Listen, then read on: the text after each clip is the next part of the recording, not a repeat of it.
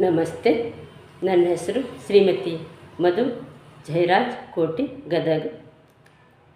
ಈ ಸುದ್ದಿ .com ಸಾಹಿತ್ಯ ಸಂಪತ್ತು ವೇದಿಕೆ ಇವರ ವತಿಯಿಂದ ಆಯೋಜಿಸಲಾದ ಕವನ ವಾಚನ ಸ್ಪರ್ಧೆಯಲ್ಲಿ ನನ್ನ ಸ್ವರಚಿತ ಕವನದ ಶೀರ್ಷಿಕೆ ತಾಯಿರದ ತವರು.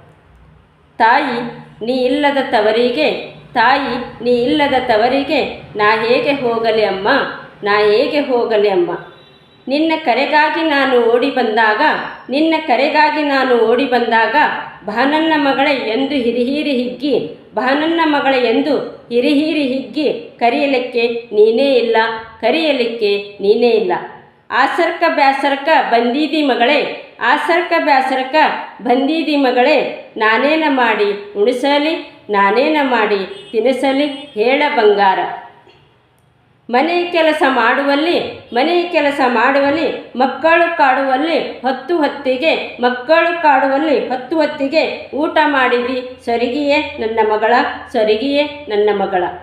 ತಾಯಿ ನೀನು ನನ್ನಿಂದ, ತಾಯಿ ನೀನು ನನ್ನಿಂದ ಯಾವ ಕೆಲಸ ಮಾಡಿಸದೆ, ಯಾವ ಕೆಲಸ ಮಾಡಿಸದೆ, ಎದ್ದರು ಕುಂತರು ಮಲಗಿದರು, ಎದ್ದರು ಕುಂತರು ಮಲಗಿದರು, ನನ್ನನ್ನೇ ಸುತ್ತುವರಿತಿದ್ದ, ನನ್ನನ್ನೇ ಸುತ್ತುವರಿತಿದ್ದ.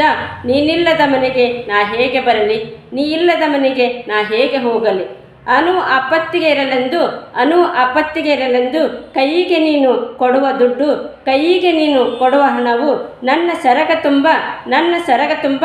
ಆ ಉಡಿ ಸಿರಿ ಧಾನ್ಯವನ್ನು, ಆ ಉಡಿ ಸಿರಿ ಧಾನ್ಯವನ್ನು ನಾ ಹೇಗೆ ಮರೆಯಲಿ, ನಾ ಹೇಗೆ ಮರೆಯಲಿ. ಈಗ ನಾನ್ಯಾರ ಕೇಳಲಿ, ಈಗ ನಾನ್ಯಾರ ಕೇಳಲಿ. ಹೇಳು ನನ್ನ ಕರುಣಾಮಯಿ, ಹೇಳು ನನ್ನ ಕರುಣಾಮಯಿ, ಹೇಳು ನನ್ನ ಹಡದವ್ವ. ಧನ್ಯವಾದಗಳು.